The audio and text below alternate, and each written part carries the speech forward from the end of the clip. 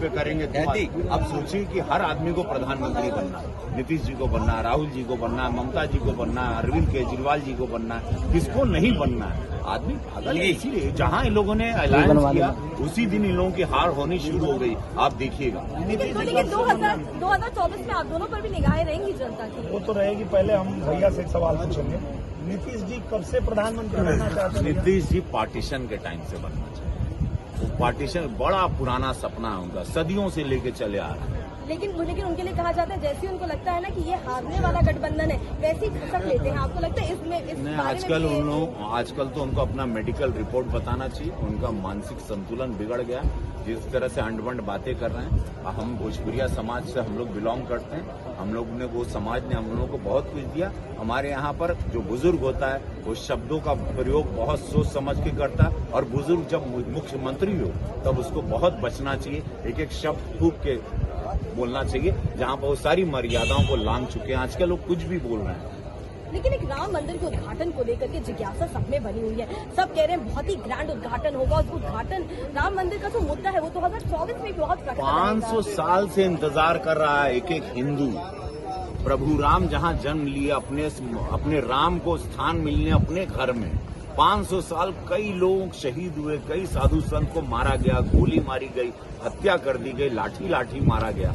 अब जाके तो मौका आया यशस्वी प्रधानमंत्री मोदी जी को कोटि कोटि नमन, आभार। 22 जनवरी को पूरा विश्व एक उत्सव मनाएगा। सिर्फ भारत नहीं मनाएगा, सिर्फ हिंदू नहीं मनाएगा, हर धर्म के लिए एक बहुत बड़ा उत्सव है। आप देखिएगा अयोध्या में कई लाख कई करोड़ लोग आने वाले हैं। जो अंदेशा जगह भी नहीं बची है। रवि किशन जी, निरहुआ जी, वहाँ पे होटल पूरे फुल है अभी से। जी बिल्कुल। अरे गोरखपुर में लोगों ने होटल का कमरा बुक किया क्योंकि 1.5 घंटा 2 घंटे की दूरी पे अयोध्या है। तो ये कहा जाए कि ये जो ग्रैंड ओपनिंग है राम मंदिर की, एक स्टेपिंग स्टोन भी होगा 2024 की तरफ। देखिए उस स्टेपिंग स्टोन तो यहाँ तीनों राज्य ने बता दिया कि यशस्वी प्रधानमंत्री मोदी जी 400 डाक जाएंगे। कोई सरप्राइज नहीं, 400 पार है। ये पूरा नारा देश की 400 पार देश की जनता बोल रही है। हम आप भी 400 पार। देश की जनता ने प्रधानमंत्री जी की गारंटी जो भरोसा किया, प्रधानमंत्री जी ने जो गारंटी दिया है कि हम भारत को विकसित राष्ट्र बनाएंगे। आज भारत का हर नागरिक चाहता है कि भारत विकसित राष्ट्र बने, और उस विकसित राष्ट्र को बनाने का ही ये संकेत दिया है जनता ने। तो प्रधानमंत्री जी पे भरोसा है और प्रधानमंत्री जी बनाएंगे और पूरा देश उनके साथ। कोई सलाह दीजिए इंडी के लिए और राहुल गांधी के लिए। इन लोगों को हिमालय पे बहुत अच्छा स्थान है। आराम से बर्फ में जाएं, 18-19 साल के लिए लीन हो जाएं और उसको लेट जाएं। उसके बाद वो भी बर्फ के अंदर, उसके बाद लेटें और चिंतन करें कि तिरंगे की वैल्यू क्या है, देश की वैल्यू क्या है, राष्ट्र की वैल्यू क्या है, कैसे इस देश को एक लेके चलना है, बांट के नहीं चलना है। जाति गणना और ये गणना और तुष्टीकरण और हिंदू मुसलमान दंगा, ये सब इन लोगों को त्याग देना चाहिए। विकास के मुद्दे को सोचना, गरीब कल्याण। सनातन ने सबक सिखा दिया कांग्रेस। सनातन यशस्वी प्रधानमंत्री मोदी। तो ये मुझे लगता है कि देश की जनता जो सोच रही है ये उसके एकदम अपोजिट सोच रही है। देश की जनता ये सोच रही है कि विकसित राष्ट्र बनाने के लिए प्रधानमंत्री जी ने जो संकल्प लिया है उसमें हम योगदान देंगे, और पूरी जनता उसमें योगदान दे रही है। और ये उसको बांटने के चक्कर में कि जातिगत जनगणना करके बांट दो, मतलब कमजोर करने के बारे में सोच रहे हैं, और हम लोग मजबूत करने के बारे में सोच रहे हैं। देश की जनता मजबूत करना चाहती है और उसी का नतीजा है कि ये हैट्रिक लगा है। और आप देखेंगे कि 24 में फिर से प्रधानमंत्री जी हैट्रिक लगाएंगे और प्रधानमंत्री जी फिर से 400 सीट जीत करके और प्रधानमंत्री। सोशल मीडिया में तो बहुत बात करते हैं। देखिए इनके जो सोशल मीडिया टीम ही ने लोगों को ले डूबी। तो सोशल मीडिया इनको लगा था भारत, उनको लगा था सोशल मीडिया गांव तक जा रहा है, उनको लगा सोशल मीडिया देहात की समस्याओं को समझ रहा है। यहाँ यह हमारे यशस्वी प्रधानमंत्री मोदी जी हर घर में, हर दिल में, वो बूढ़ी माँ हो, बच्चा हो, वो भाषा जानता हो, आदिवासी समाज हो, ट्राइबल क्षेत्र हो, पिछड़ा समाज हो, गरीब हो, हर व्यक्ति के लिए, क्योंकि उन्होंने जात को गरीबी कहा। उन्होंने किसान एक बोलते इस देश में एक ही बड़ी जात है। जहाँ इन लोगों ने जाति मतगणना, तुष्टीकरण, हर जगह इन लोगों ने तुष्टीकरण खोजा।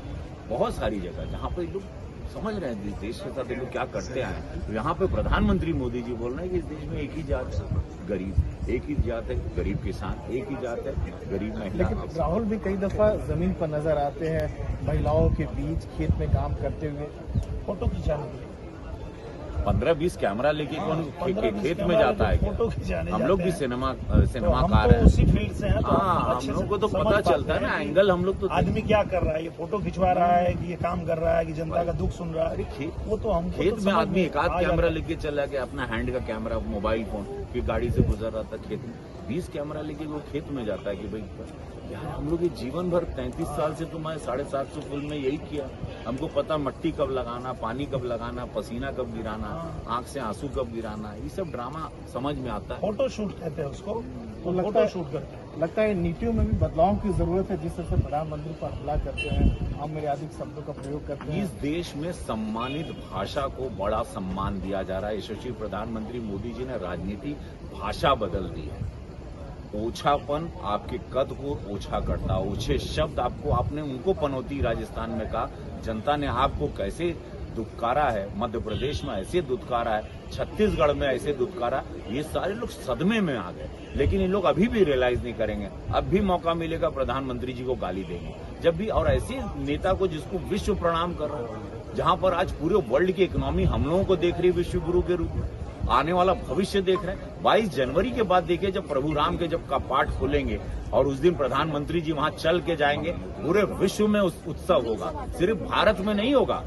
22 जनवरी को उत्सव पूरा विश्व मनाएगा। प्रभु राम की 500 साल की लड़ाई और कपाट खोलने में पूरा श्रेय यशस्वी प्रधानमंत्री मोदी जी को। क्या सलाह देना चाहेंगे राहुल गांधी को?